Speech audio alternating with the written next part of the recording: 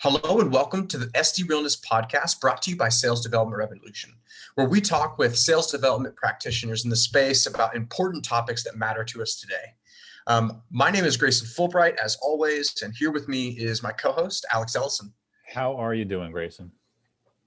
I'm pumped. I'm super excited to talk about this. We're having a conversation today, and today's topic is actually about conversations. So to kind of step back a little bit, we've been running on this podcast theme for the past several months called See Action, Take Action, where the focus here is to talk to an expert who uses specific tactics and processes and goes into specific areas of the sales development field every day, really to get some awesome insights from them.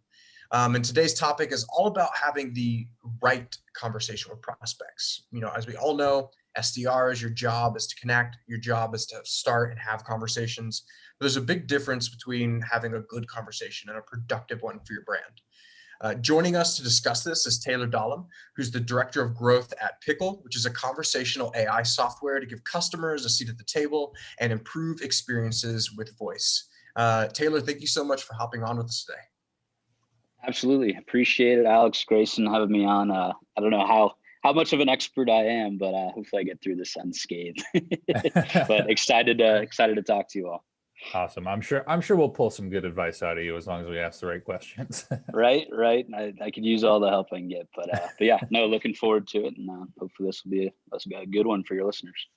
Sweet. Well, to kick things off, and I know we're just going to start with a nice broad question and let you take it where you want, but I want to learn a little bit about what you think separates the good from the bad, generally speaking, when it comes to having, cold phone conversations and going through the cold outreach process. Yeah. No, I would say a very good broad question. Well, we can take this many directions, but at least in today's day and age, right? Like the LinkedIn cultures that we're all super familiar with, everywhere you look, there's a I don't know if it's an epidemic, but at the moment, but there's always prophetic lessons handed down by sales leaders that, are saying, hey, this is the right way to approach a cold call, or, hey, I just heard this, or just got this, call from this SDR. Here's how I'm tearing it apart. And yes, there was early, use for that. And in terms of exploring, how do we make sure everybody's doing their job as professionally as possible? Or how do we make sure we're aware of these combos? But it has gotten to the point where it's super muddy. Everybody takes in 20 different directions. And honestly, I try to simplify it as much as possible of, at the end of the day, on the real, so to speak here, every prospect responds differently, depending on something as fickle as, their mood at the moment. Were they in the middle of lunch when you caught them? How the heck can you predict that? But, you could have the best pitch in the world ready to go, but if you're like, I have no interest in talking to you right now because of something you can't control, how do you pull that out of them, right? Like, how do you just have a good conversation? That's where it's hard, on a LinkedIn message. How do you convey that? You can't really, because if you can't get from one sentence to the next, you're not going to be as effective as possible. So how do we make sure every sentence matters, which I know, Grayson, you're big on the copywriting side of things. It's the same concept in that world. How do you just get your audience to listen or read to the next sentence? And that's what makes you more effective. But, exactly. Yeah. And I think there's something to be said too of actually having conversations, like exchanging information between two parties. And I feel like the aggressiveness of sales, the die-heartedness of sales, I feel like has turned a lot of today's reps into literally conversation robots. Like if there is a place, if there is a place in sales that totally shouldn't be automated and isn't using any robots, but sounds like it's using a robot, it's when SDRs are having initial cold prospecting conversations, because they're so far looking at, oh, I want this outcome, I need this outcome, I need this outcome, that like they either love the rejection, which some people are like that, they're okay with picking up the phone, but otherwise I feel like a lot of reps will just totally numb themselves to human social interaction and to emotional responses and just be like, I'm going to blank face until I get my yes. And I think that's a really good call out of like, there's a big difference between having a conversation with a person and being present in a conversation, or being present in the same place with a person. Yes. And that's where, I joke a lot because it really is similar to what you're saying, Grayson. It becomes this defense mechanism of my job is to make 50 dials to 100 dials a day, have X amount of conversations, move X amount of, prospects down the funnel. And when it becomes a metrics game like that, yeah, that's the reality when you have, a large team of SDRs and you just want to make sure, you can put on your report to your, decision makers or your bosses of here's how we're progressing along, here's the hard numbers. But there really hasn't been a good way of tracking conversations and understanding what's happening in them. But there are tools out there, and I'll shamelessly plug Pickle here. But the thought is, if you can understand what's happening in the conversations, that should matter way more than how many dials you're making. But to your point, Grayson, the thought is you end up numbing yourself 99% of the time to I'm just dialing and only focusing on the next call and not the current call. It's, hey, I'm leaving a voicemail, or I'm just gonna drop this pitch if he says no or she says no, moving on as quickly as possible, because you have to, because humans hate rejection. But that's literally your job, is to be rejected 99% of the time. Yeah. With the hope Exactly. of that 1% it converts. And then from there, you're so excited that they're even interested in talking to you that you end up screwing up the pitch anyways. So again, the thought is how do you control the outcome? And by that, we'll get into it here in a second, but asking open-ended questions and really, really phrasing it to where they tell you what they're looking for. Exactly. Yeah. And before we kind of dive into some process questions to really understand the details of how to navigate a conversation, I did want to kind of follow up on this first question, since I know that you, Taylor, have unique experience as someone doing full cycle sales. So you're not always kind of listening to the front lines. You're not always focused on the front lines. You actually get to see the impact of bad conversations or conversations that don't get enough information or qualifying boxes checked. And so could you speak maybe a little bit to kind of looking at the bad here, but what's the impact on the overall sales team when an SDR is either not generating enough depth in the conversation with prospects or not generating enough momentum? Yeah, it's funny because right now, Pickle, we're a small team, right? We're a growing kind of startup, a lot going on. But our experience, even on the small team, is if the process is not followed in terms of, hey, here's what we need to know prior to hopping in. Like we always say, there's no pain. Why are we wasting time showing a demo, right? Or what value do they get out of this 30-minute to 45-minute long conversation when there's just really not a need? It's more of the SDR kind of set a tentative, hey, hop on this call, maybe you learn some cool stuff. There's got to be some significant need. And a lot of times most people want to know, hey, how do you, at least in our world, right? How do you have more insight into your conversations? How do you make sure it's not just metrics that are being passed along? It's more depth than that, and making sure the customer is always at the table there, or the prospect. And so for me, it makes my life, quite a bit harder when, on my first initial call, my first impression is, hey, I heard you're just interested in checking out our tech. From there, it's all right, well, why? And then now the onus is on me, which, I can navigate those conversations and have it. But instead of spending that 15 minutes pulling out some more value, building, more, or pulling out more pain and building more value, right? It's now the niceties of what could have been done on a cold call that could have saved both of us, the 15 to 30 minutes to make sure that they're actually looking for what they're actually looking for. And can we offer it, right? Because by the end of that call, they could be like, oh, this is totally not what I was thinking it was. And that's not on them. That's on us for not explaining. And that's kind of where it is imperative. And I make a lot of my own, cold calls. So I try to tee myself up for success there. But even talking to my, putting the SDR hat and then going full cycle, it's funny because it's like, man, I really botched explaining that on the initial outreach. Now I got to make up for it. So it's hard to punish myself, but I try my best. At least when you're doing the full cycle, you can make up for it yourself, Yes. Yeah. But, as the team grows and kind of as most larger, medium to larger size companies, that is a reality of, if you have certain metrics to hit, or if you have ARR to meet or goals to meet, every minute of those initial conversations matter. So the thought is, as long as you're having more conversations, you got to build the brand awareness. I always equate the most successful outcome of a cold call is brand awareness, right? It's just knowing you exist, knowing what you do. Even if that conversation doesn't lead to a meeting, it now creates a multi-touch point of, hey, I'm going to hit them up on LinkedIn because I found a little bit more about what they care about. That gives me a little more, a little more weaponry to my arsenal of making sure, hey, this is as targeted as possible. Or the second best is finding out they're not a good fit, and then from there you can take that off the list and move forward. But that's where an SDR's job of finding out as much as possible gears us up to, positions us to success, or it puts us in a position for success, because you're saving the 15-20 minutes that initial first impression could have been everything, and now you're doing backpedaling and you don't look very professional. Yeah. And then on top of that, when it is an SDR that's doing it, now there's this extra disconnect where, if the SDR has, oh, you're interested, and then doesn't do any qualification, hands them off to an AE.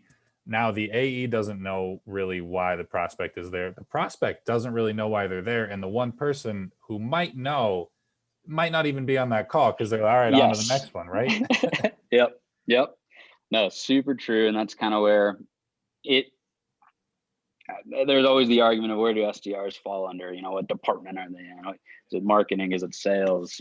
Anything like that. And to me, it's the truest form is, if you can perfect that SDR AE relationship, probably, a little bit of both marketing and sales at the same time, you're qualifying leads. But as you said, Alex, it's also setting it up for success and being a part of the conversation. If you can thread that relationship, or at least, create an atmosphere where you're not just all demanding as an AE. Maybe you should get into some cold calls as well, right? Or maybe understand, here's the process that I'm asking for. What are the questions you actually want me to ask, and the information you want, and how do we have that open relationship in a super communicative way? And that's, again, I have the true pleasure of having access to, what our SDR would say on a call. I can just go look at it real quick and from there pull it out and be like, all right, I'm ready for this. But not everybody has the access to this, and that's where you need to create that relationship. So I'm really excited to dive into this next question then, because there's so much ambiguity in terms of what actually happens when a rep is live in a conversation with a buyer. We just all talk about cold prospecting, doing the research, getting that outreach to start the conversation. But I want to kind of transition into what happens when an SDR is in a live conversation with a buyer. Because I think what we've already talked about so much of these pieces of kind of how SDRs tend to conduct these, and the word that I use is rigid. They seem to have a very, almost like, because of the predictable revenue kind of mantra and trend that has taken over in terms of kind of building a foundation for SDR programs. It feels like they've kind of overdone it now, where it's like, when you are on a call, this is the script you use. These are the paths you can take. Here are the directions you can go based on those paths. And I just feel like over the years, conversations have become harder, more rigid, and the push to be more predictable, I feel like, is getting harder from leadership. So I'm curious, from your perspective, where you fall in terms of process for navigating and conducting conversations. Do you focus your reps on being well scripted and well planned? Do you focus on just giving them the soft skills to be able to just manage discussions in general? What are your thoughts about that in terms of actually getting on these calls? Yeah, no, great question. We're still figuring out, the perfect mix of, yes, there are some ways you can tee up, a prospect, say they're this position in this type of organization and this type of industry selling this type of product. Yeah, there's some similar questions you can ask and build a process in your sequence. But in reality, I equate it to the boxing world, right? Where it's everybody has a plan until you get hit, punched in the face.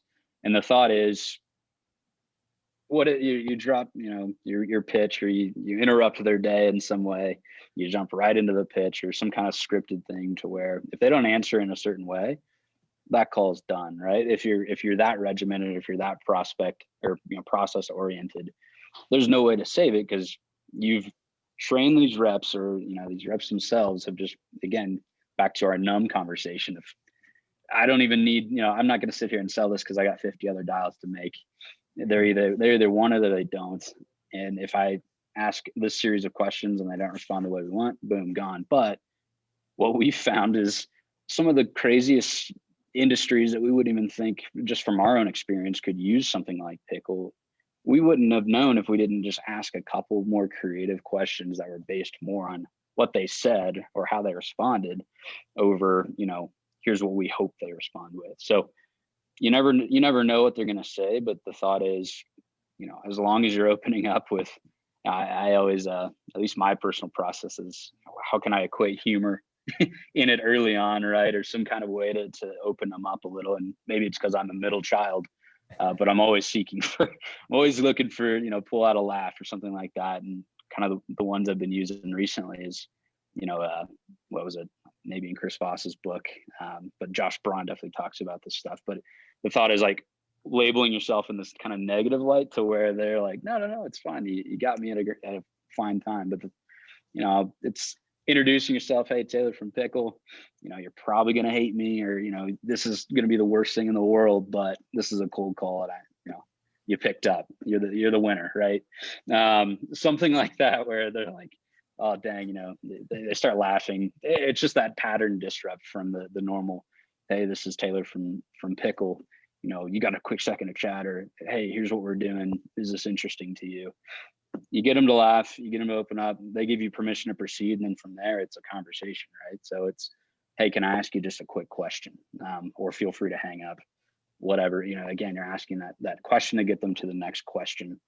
And then from there, if I'm getting permission to proceed, which 99% of the time they do, you always get the one. It's like, no, I'm hanging up, which is fine. Because again, they probably weren't going to be the best use of the next 5 minutes of your time anyway. And then ask another question, right? You're controlling what the outcome of the call is, even though you have no idea where where their mind is at, or whether they're eating lunch. But the next question for me is always, hey, hopefully I've done some background research, but it's, hey, I know you're in charge of XYZ. Here's some, say, initiatives that I notice on Crunchbase or on their LinkedIn profile or on their website. How are you ensuring, your team is delivering on that, at the end of the day? Mm-hmm. Again, super broad, open-ended question, but it just allows them to say, yeah, great question. Here's what I'm doing. A lot of times it'll lead to, here's how I'm tracking the metrics to meet it. Because again, everybody's so metrics driven.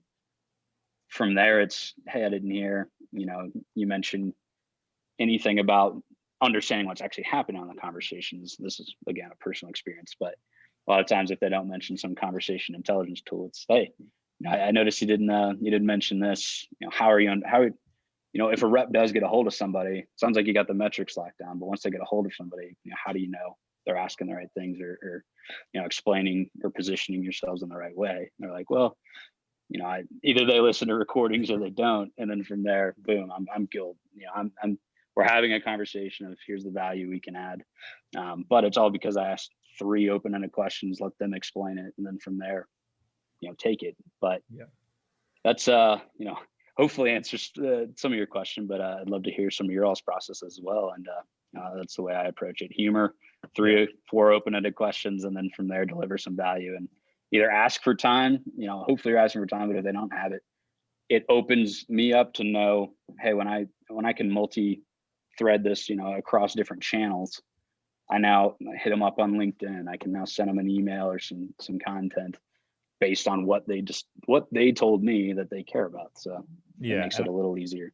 And I think the whole process is definitely super helpful, and I appreciate the walkthrough. I want to talk a little bit about that first step, that initial stage, because I think you have a great example where your first goal is not to pitch the product or even ask a question about their needs. Your first goal is to build that rapport, right? To sort of like, because if you pick up a cold call, you're a little on edge. You're like, who is this? It's probably a telemarketer, or a robot. Like 99% of the time of our calls, right?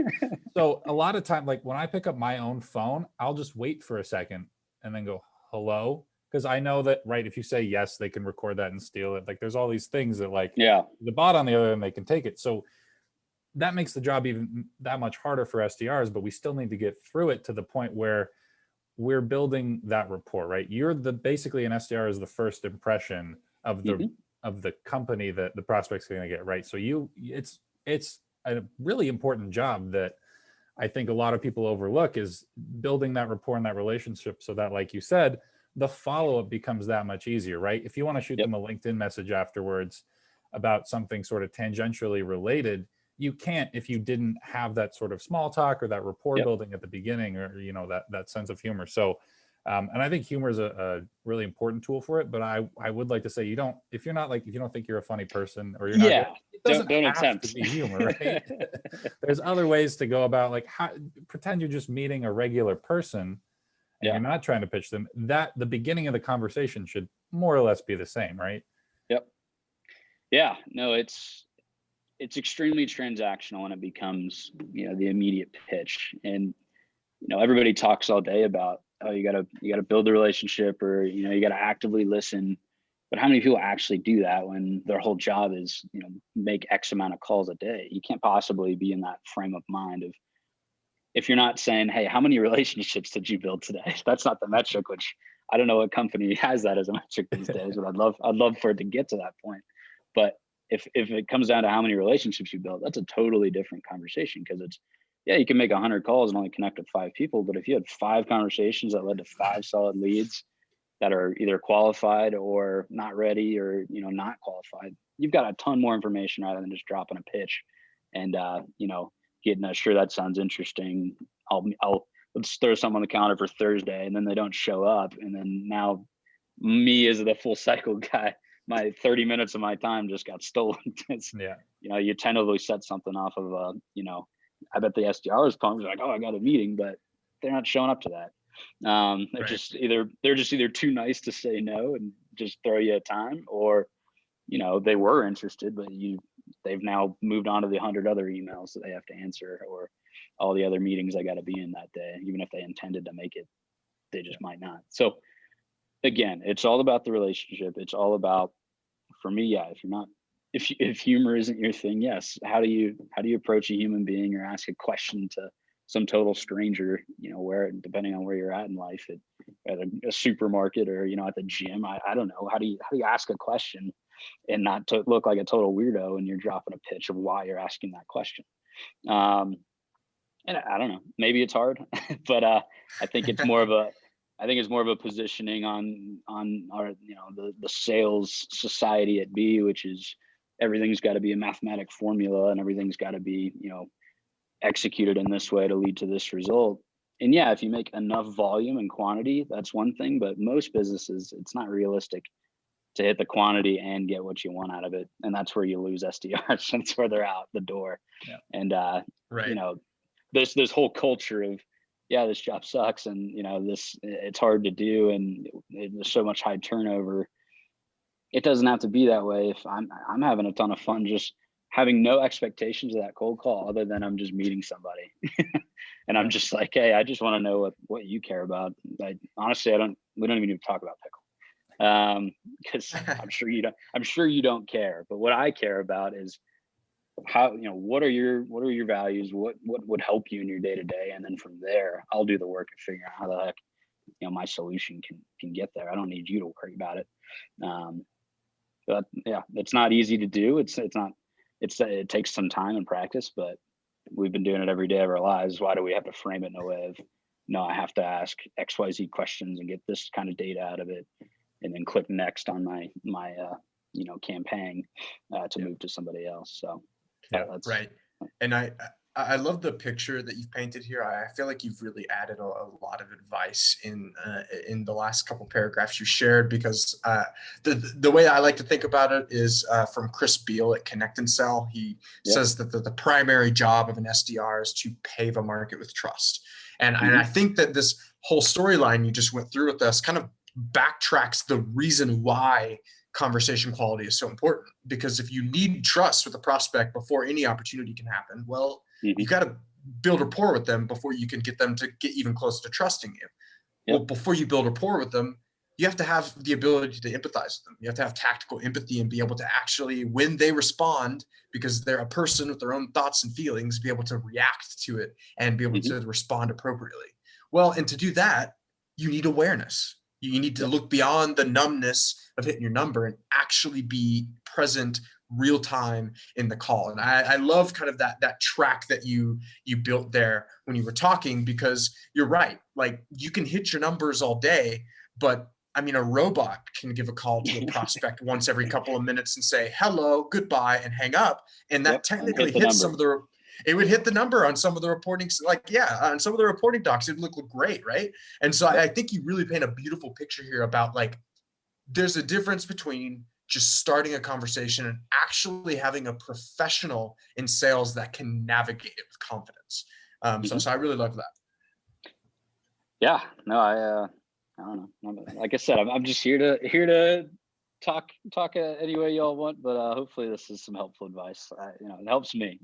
Yeah, no, 100%. But I always look at it as, if you're not enjoying the conversation, your prospect sure as hell isn't. And excuse me for swearing, but that's how I feel about it. And it's one of those things where, again, it doesn't have to be humor, full of humor. That's just the style I approach. But if I can get them laughing and talking, that's going to create so much more. Even if I make 15 calls that day and I had 5 great conversations as opposed to 100 calls and 5 great conversations, that's what matters more to me. But unfortunately, I think it starts, as I'm sure you all would agree, it starts at why the company is setting those metrics, as why is this important? And really, it's the only measurable thing that they've had so far. And that's where, again, shameless plug, you should understand what's happening in the conversations. And that's what gets me passionate about it, because that's what matters. How many conversations have you had, not how many calls have you made, or how many conversions did you make off those calls? Because as we talked about, those conversions might not matter because they might not show up to the call. Right. They could set it, and you could say, we set 15 appointments today. If 10 of them don't show up, you set 5 appointments that day. Right. So it's false data. It's, if I as a leader can go back and look at what actually happened on the call of those 15 appointments and say, they only ended up responding to half of the questions you asked, and then it sounds like a pity acceptance of an invite. You knew about that beforehand. You can probably redirect, maybe approach that prospect again, deliver some more value, see if it really does matter, and save yourself that 30-minute calendar slot that's coming up next week that they're not going to show up to because they haven't accepted it yet. But we were freaking pumped that they said yes, and it's on the calendar, so it counts. And that's where our leadership is, in terms of that's what matters. I think that's just the wrong way to communicate it. Yeah, there are definitely some metrics that, and I think we've talked about this in a past podcast, but I can't remember. But there are definitely some metrics that just, they maybe made sense for sales development 20 years ago when you were just kind of given a list. The internet didn't exist, like LinkedIn didn't exist the way you can sort of research and plan and make your outreach such high quality. But now that that's all there, it's up to sort of the reps and the SDRs to use it, right? Otherwise, what's the point of it being out there? Before we wrap up, I wanted to see if you had any last sort of bits of, you've already given a ton of great advice and stuff, but if you had any last bits of actionable advice or best practices that you'd be giving to an SDR looking to improve their cold call conversations. Yeah. I would say, just to reiterate, what we've been talking about. One, it's just always keep it on them. Make the job easier by just asking the question and have them tell you what they care about. Don't pull it out by saying, hey, here's all the stuff I offer. What do you respond most positively to? Because you might as well, again, Grayson, like you said, just have a robot do that, and you can crush your metrics there. But always keep it on them. Open-ended questions. If you're not asking how, what, why, those types of first words, you're not asking an open-ended question. And then from there, it's do some research, understand, probably what goals they have, but you truly won't understand until you ask them. So the thought is maybe ask a leading general question, as we started off this podcast with, something super broad of, hey, I know you just hired 10 new reps, or or you have these types of ARR goals that you met last year. I'm sure you want to double that next year. How are you doing that currently? Super broad, let them tell you. And then from there, you might go nuts because they might ping on like half your pitch while they're talking. You're like, I'm just ready to pitch. But hold off. Say, well, you just mentioned XYZ. Why do those matter to you? Why do you care about that? And then from there, you might notice they just name like 15 tools that they're using to measure, but they really only check in on one. And then from there, you're like, well, why does that matter? And they're like, well, here's what I get out of it. From there, I'm selling another tool, but this is how you position your tool to relate to the one they actually care about, as opposed to the 15 they just told you. And you're like, hey, we integrate with this and we could do this. And they might not care because they don't check that. I certainly don't check half the tech stack we have, because I'm not good at that, right? Like I have my process. I could give me tools.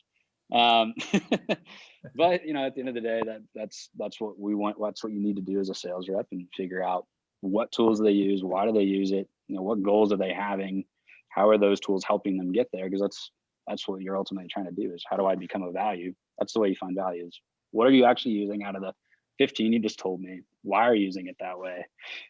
Hey, if it's cool, here's what Pickle does. Maybe this is something we can add to that one tool. You really find some value in. That was 15 minutes on Tuesday or Thursday. You make that ask to say, hey, not right now, overcome your objection, blah, blah, blah. But it all starts with the conversation. That's kind of the most actionable advice I can give, and just always challenge them.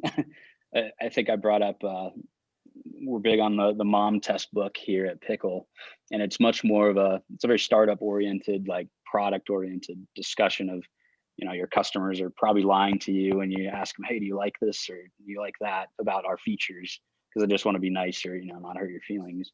But if you can ask the real questions of, well, why do you care about this one thing? That's where you get the honesty, not, hey, you noticed this, here's what we're doing to fix that. They're like, oh, that's cool, I'd love to check it out. They're lying to you. They don't have time to check it out. But if you ask why, then they start telling you, here's why it matters, or here's why that doesn't matter. So again, tangential here, but passionate about asking an open-ended question and having a conversation, and hopefully that helps. Yeah, I love it. The quality of conversations is everything, and I think it really speaks to not only the success of the rep and the ease of the rep's job, but a lot of salespeople don't have to worry about this, but there are usually customer success or client services or account management teams that have to deal with the people that you close. And so if you can do the hard work, and you're in the startup world, and I've lived in the startup world as well. So it's especially true in our world, where it's like, if you can put up a little extra work at the front, just to get rid of obviously bad fits, or maybe people that have red flags and might not be ready, and you don't want your reps to sell to them too quickly. I think it's so worth it long-term for a business to just put that process up front, so that you're ensuring that deals don't leak that just end up being problems for the brand. Yeah. And even if they do close, they churn in a month, and you're like, wow, that we went all the way through, and then we just lost them in a month. So again, how do you, at least in the startup world, Grayson is just saying, that's what we care about. It's, we could have the best sales cycle in the world, but if it doesn't translate to when they're actually a customer, that's a huge issue too. And it always, again, starts with, how did you set expectations on that first call? How did you pull out, what they care about, what they're looking for, what tool do they actually use and why, or what, consulting service or whatever you're selling. Why are they using it? Why do they care about it? Why do they not care about the others? I think that's the other important question. Like, you got 15 of these tools. Why the heck are you not logging into any of them? Oh, because this doesn't deliver this for me, or this. That's a ton of information from like a 5-sentence question I just asked that they're given to you. So that translates, as you said, from the expectations you set on the sales side all the way through the sales cycle. When they become a customer, you're now setting up your customer success team or experience team, which, as a small startup, I changed my hat from sales to Mr. Customer Success as well.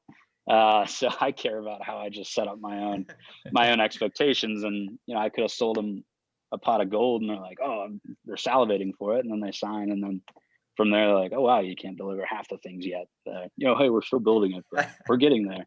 And then they're gone in a month, and it's no good for anybody. So that translates to large enterprise, medium businesses as well. It's, how do you make sure the customer experience and the customer always has a seat at the table? Well, ask the right questions, understand what they care about, sell to them in that way, set the expectations correctly. And then from there, they're a customer for life. And Pickle's just trying to make that a little easier for for everybody to know exactly what happened in those conversations, which has been kind of cool to offer to people. Awesome, Taylor. Well, thanks so much for joining us today. And I wanted to get a little shout out for Pickle before we sign off. So, where can people find out more about Pickle AI or get in touch with you personally if they want to practice some conversations with you? Yeah. Just head over to pickleai.com. I say pickleai.com because there's other, pickle.ai and all kinds of noise out there. But pickleai.com is our website. LinkedIn is where we live. If you follow us at all or connected with us at all, you'll probably see some kind of post or comment from one of us every day. So the thought is, we're always out there. We're always trying to engage. So connect with me on LinkedIn, follow we're super proud of our LinkedIn page that we've built. Like, I don't know why it matters to me because it's a vanity metric, but we got a solid following. People seem to like what we're saying. So if you want to at least have some entertaining posts and something that's less corporatized, we try to go after the how do we make this a human relatable piece of content that at the end of the day you might pull something out of that's not just hitting some metric or making sure that we get 2 likes on it. It doesn't matter to us. For us, how do we make this entertaining? How do we make it engaging? And feel free to follow us if you're interested in that. Awesome. Well, cool. So for everyone listening, I'll make sure to include those links in the transcript. And today's lessons, make sure to focus on conversations, be present in the conversations, and don't forget about your customer success team. They've got to deal with those customers that you close. So thank you so much, Taylor, for joining us today. This has been Grayson and Alex for the SDRealness podcast. Until next time, SDRs, keep it real.